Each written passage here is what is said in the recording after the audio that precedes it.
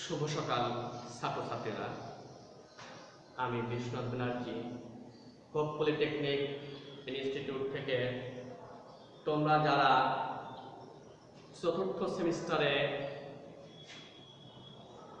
Civil, electrical, mechanical ও computer টেকনোলজিতে অধ্যয়ন করছো, তাদেরকে বিজনেস অর্গানাইজেশন ক্লাসে স্বাগতম জানাচ্ছি। আমি প্রথমেই মহান করুণাময় যিনি আমাদেরকে সৃষ্টি করেছেন তাকে স্মরণ করতে চাই। তার করুণাতেই আজ আমি তোমাদের সামনে আসতে পেরেছি। বর্তমান বিশ্বের যে মহামারী করোনা ভাইরাস, তার যে আখড়া, তার মধ্যে দিয়ে আমরা যে ভালো আছি, এই জন্য ঈশ্বরকে ধন্যবাদ জানাই।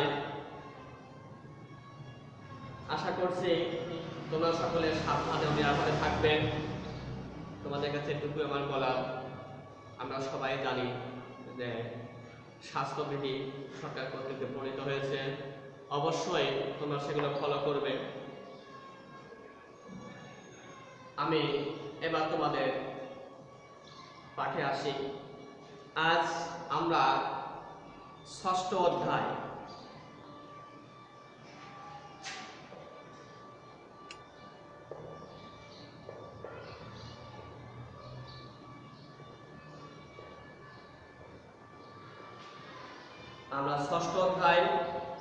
যোগাযোগ মডেল ও ফলাফল, এই চ্যাপ্টারটা আলোচনা করব।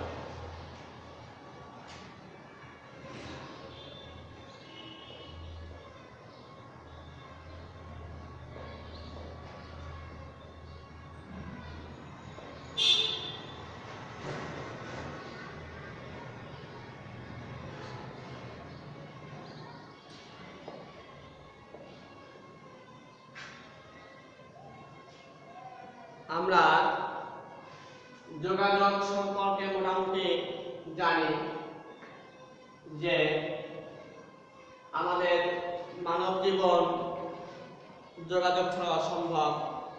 আমরা পরস্পর যে কথাবার্তা বলি, ভাবের আদান প্রদান করি, সবকিছুই যোগাযোগের মাধ্যম, এগুলিকে বলা হয় যোগাযোগ। আবার আমরা প্রতিষ্ঠানের প্রয়োজনে বিভিন্ন জায়গায় খোঁজখবর নিয়ে থাকি, কোথায় স্বল্প মূল্যে ভালো পণ্য পাওয়া যাবে। আবার উৎপাদিত পণ্য বিক্রি করার জন্য বাজার ব্যবস্থা সংগ্রহ করি, কোথায় গেলে আমাদের এই পণ্যটি ভালো বাজার পাবে। এই সব কিছুর জন্য প্রয়োজন সুষ্ঠু যোগাযোগ। যোগাযোগ ছাড়া ব্যবসার কথা চিন্তা করা যায় না। যেমনি ব্যক্তিগত জীবন, পারিবারিক জীবন, সামাজিক জীবন, রাজনৈতিক জীবন, প্রত্যেকটি ক্ষেত্রে এই যোগাযোগের গুরুত্ব অপরিসীম, তেমনি ব্যবসা ক্ষেত্রেও এই যোগাযোগের গুরুত্ব অসীম। ব্যবসা করতে গেলে অবশ্যই এই যোগাযোগ প্রয়োজন। এই যোগাযোগ এবং মডেল শব্দদ্বয়ের সমন্বিত রূপই হলো যোগাযোগ মডেল। আমরা যোগাযোগ বলতে দুই বা ততোধিক ব্যক্তি বা প্রতিষ্ঠানের মধ্যে তথ্য, ভাব বা সংবাদ আদান প্রদানের প্রক্রিয়াকে বুঝি। আর মডেল বলতে ছাঁচ বা নকশা অনুযায়ী কোনো কিছু তৈরি করাকে বোঝায়। এ অর্থে যোগাযোগের সচিত্র উপস্থাপনকে যোগাযোগ বলে, যোগাযোগ মডেল বলে। যোগাযোগ মডেলের মূল প্রতিপাদ্য বিষয় হলো যোগাযোগের প্রক্রিয়াকে দৃশ্যমান করে তোলা। এতে তথ্য বা সংবাদ প্রেরণের উদ্দেশ্যের সাথে সম্পর্কযুক্ত বিষয়গুলো অন্তর্ভুক্ত থাকে, কিন্তু প্রেরিত সংবাদ বা তথ্যে পূর্ণ বিবৃতি বা ব্যাখ্যা প্রদান করা হয় না। যোগাযোগ মডেল যোগাযোগ প্রক্রিয়াকে দেখানোর জন্য সাধারণ তীর চিহ্ন বা রেখাচিত্র, ছবি, গাণিতিক পদ্ধতি ইত্যাদি ব্যবহার হয়। যোগাযোগ মডেল বলতে কোনো দৃশ্যমান উপস্থাপনাকে বোঝায় যা একটি প্রক্রিয়ায় বিভিন্ন অংশ শনাক্তকরণ পূর্বক তাদের বর্ণনা প্রদান করে এবং সর্বোপরি তাদের মধ্যে সম্পর্ক প্রদর্শন করে। যোগাযোগ প্রক্রিয়ার বিভিন্ন উপাদান যেমন প্রেরক, সংবাদ মাধ্যম, গ্রাহক এবং ফলাবর্তন প্রদানের সময় প্রেরক কর্তৃক তথ্য প্রেরণের মাধ্যমে যোগাযোগ প্রক্রিয়ার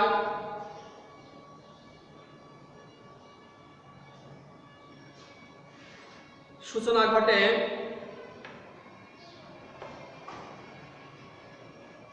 এবং প্রাপক ফলাবর্তন প্রদানের মাধ্যমে এ প্রক্রিয়ার পরিসমাপ্তি ঘটে। যোগাযোগ প্রক্রিয়ার ওই রৈখিক বা চিত্রগত উপস্থাপনাকে যোগাযোগ মডেল বলে।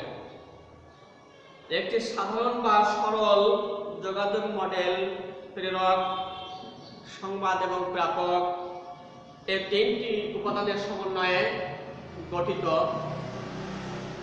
সরল যোগাযোগ মডেলে যোগাযোগ প্রক্রিয়ার অন্যান্য উপাদানসমূহ প্রদর্শন করা হয় না। আমি তোমাদেরকে একটু রেখাচিত্রে দেখানোর চেষ্টা করছি আসলে এই যোগাযোগ মডেলটি কেমন হতে পারে।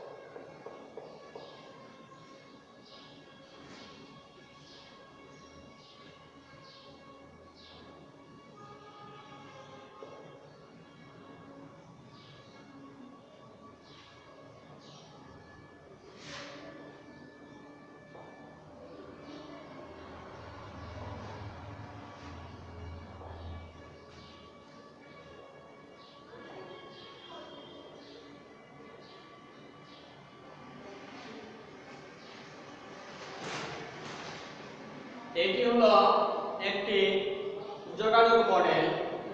প্রথমে আমরা দেখতে পাচ্ছি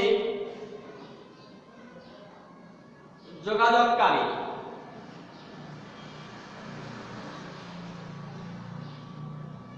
তারপর প্রেরণযোগ্য করে সাজানো প্রসেসটা, তারপর আসছে সংবাদ, তারপর আসছে মাধ্যম, তারপর যোগাযোগের গ্রহীতা, শেষে আসলো গ্রহণযোগ্য করে এবং এই প্রক্রিয়া শেষ হওয়ার পরে তার একটা প্রত্যুত্তর আসছে, যাকে আমরা বলি ফলাবর্তন। এই ফলাবর্তনের মধ্য দিয়ে আমরা বুঝতে পারি যে যোগাযোগ প্রক্রিয়াটি সফল হলো না ব্যর্থ হলো। অর্থাৎ যদি এই তথ্য প্রেরণকারী তার তথ্যের প্রত্যুত্তর পায়, অর্থাৎ প্রাপকের নিকট থেকে সাড়া পায়, সেটিকে বলা হয় ফলাবর্তন। যোগাযোগ অবশ্যই ফলাবর্তনের গুরুত্ব অপরিসীম। এবার আমরা আসি কারবারের যোগাযোগ মডেলের কার্যাবলী সম্পর্কে একটু আলোচনা করি। যোগাযোগ প্রক্রিয়ার উপাদান সমূহের উপর আলোকপাত। যোগাযোগ মডেলের সংবাদ প্রেরণ এবং গ্রহণের সাথে সম্পৃক্ত বিভিন্ন উপাদান চিত্র উপস্থাপন করা হয়। ফলে যোগাযোগ মডেলের সাহায্যে যে কেউ যোগাযোগ প্রক্রিয়ার উপাদান সম্পর্কে ধারণা গ্রহণ করতে পারে। যোগাযোগ বিষয়ক অনুসন্ধান ও গবেষণা পরিচালনা। যোগাযোগ বিষয়ক অনুসন্ধান ও গবেষণা পরিচালনা যোগাযোগ মডেলের গুরুত্ব অপরিসীম। এরূপ মডেল যোগাযোগ প্রক্রিয়ার বিভিন্ন উপাদানকে ধারাবাহিক ও যৌক্তিক উপায়ে উপস্থাপন করে। বিধায় গবেষকগণ যোগাযোগ এর বিভিন্ন প্যাটার্ন সম্পর্কে ধারণা গ্রহণ করতে সক্ষম হয়। ফলে এর মাধ্যমে গবেষকগণ যোগাযোগ বিষয়ক বিভিন্ন গবেষণা কর্মসূচি গ্রহণ ও পরিচালনা করতে পারেন। যোগাযোগ প্রক্রিয়ার সম্ভাব্য সফলতা বা ব্যর্থতা সম্পর্কে পূর্বাভাস। কোন নির্দিষ্ট যোগাযোগ প্রক্রিয়ার সম্ভাব্য সফলতা বা ব্যর্থতা সম্পর্কে পূর্বাভাস প্রদান করাও যোগাযোগ মডেলের গুরুত্বপূর্ণ কাজ। এরূপ যোগাযোগ মডেল যে কোনো যোগাযোগ প্রক্রিয়ায় বিভিন্ন কর্মসূচি গ্রহণ ও পরিচালনা করতে পারে। যোগাযোগ প্রক্রিয়ার সফলতা ও ব্যর্থতার কারণ নির্ণয় করতে পারে। এবার আমরা আসি ফলাবর্তনের সংজ্ঞা, অর্থাৎ ফলাবর্তন কি জিনিস। আমরা জানি যে প্রেরক কর্তৃক প্রেরণকৃত তথ্য প্রাপক পাবার পর তার যে প্রত্যুত্তর সে প্রেরকের নিকট পাঠায় তাকে বলা হয় ফলাবর্তন। অর্থাৎ সংবাদ প্রাপ্তির পর প্রাপক যে সংবাদ উপলব্ধি করে উক্ত সংবাদের প্রত্যুত্তর বা উক্ত সংবাদ বিষয়ে তার মনোভাব প্রেরককে জানায় তাকে বলা হয় ফলাবর্তন। এই ফলাবর্তন যোগাযোগ প্রক্রিয়ার একটু অপরিহার্য এবং সর্বশেষ উপাদান। ফলাবর্তন ছাড়া যোগাযোগ প্রক্রিয়া কখনোই সম্পূর্ণ হতে পারে না। এই প্রসঙ্গে বার্টল এবং মার্টিনের মতে ব্যাখ্যাকৃত সংবাদের বিষয়ে গ্রহীতার প্রকৃত সাড়াকেই বলা হয় ফলাবর্তন। বুক, ট্রেল এবং উডের মতে কিভাবে সংবাদটি ব্যাখ্যা করা হলো এবং সাধারণভাবে যোগাযোগটি কিভাবে গৃহীত হলো তা প্রেরককে জ্ঞাত করে। আমরা এই ফলাবর্তনের বিষয়টি তোমাদেরকে একটি চিত্রে দেখাচ্ছি।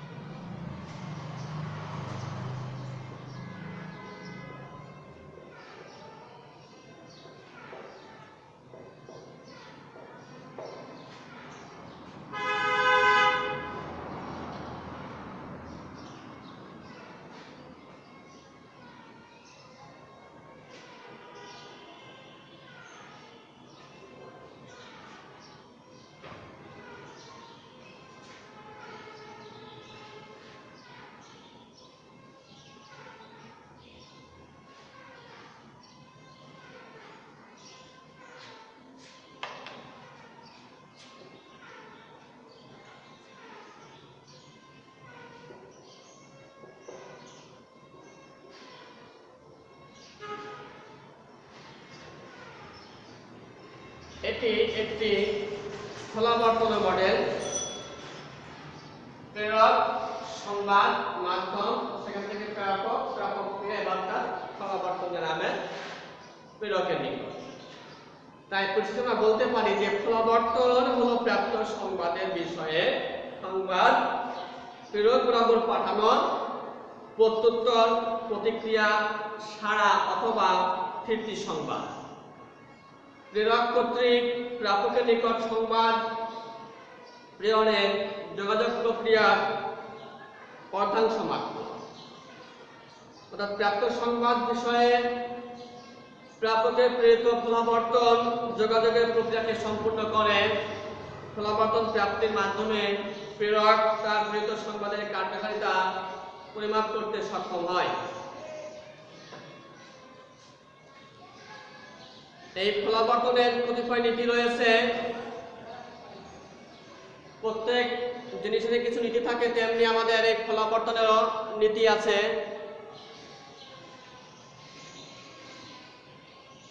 খোলাবর্তন অবশ্যই কিছু নীতির মধ্য দিয়ে চলে।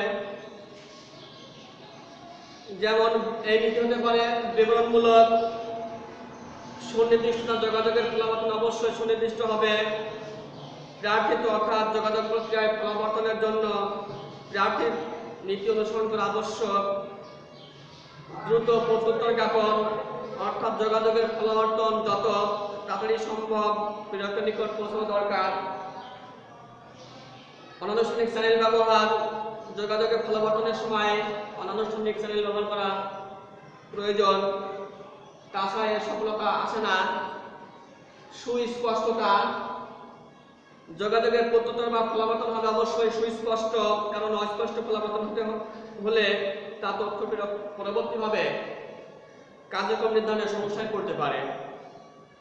প্রাসঙ্গিক, ফলাবর্তন অবশ্যই প্রাসঙ্গিক হতে হবে।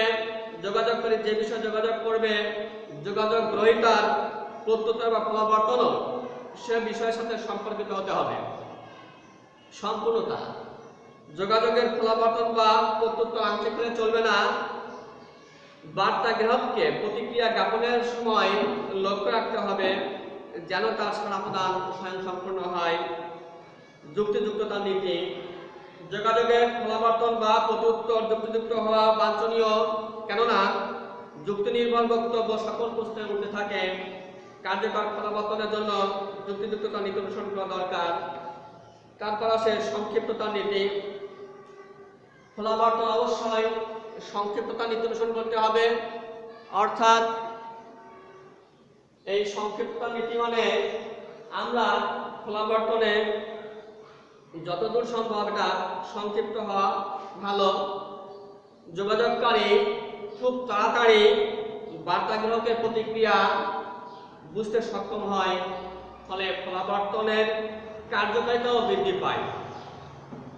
উপরিউক্ত আলোচনার প্রেক্ষিতে আমরা এই সিদ্ধান্ত উপনীত হতে পারি যে কার্যকর যোগাযোগ প্রতিষ্ঠার জন্য ফলাবর্তন একটি আবশ্যিক বিষয়। যোগাযোগের মূল লক্ষ্য বা উদ্দেশ্য অর্জন সুনিশ্চিত করার জন্য যোগাযোগের ফলাবর্তনের উপর বর্ণিত নীতিমালা অবশ্যই মেনে চলতে হবে। এই নীতিগুলো মেনে চললে ফলাবর্তন অবশ্যই তার সফলতা পৌঁছতে সক্ষম হবে। তাহলে আজকে আমরা জানলাম যে যোগাযোগ এবং যোগাযোগ মডেলের কার্যাবলী, ফলাবর্তন কি এবং ফলাবর্তনের নীতি সমূহ। তোমরা বাসায় এগুলি বারবার দেখবে। কোনো বিষয় বুঝতে অসুবিধা হলে আমাদেরকে যোগাযোগ করো। আজকে পাঠ এখানেই শেষ করছি। ধন্যবাদ সকলকে।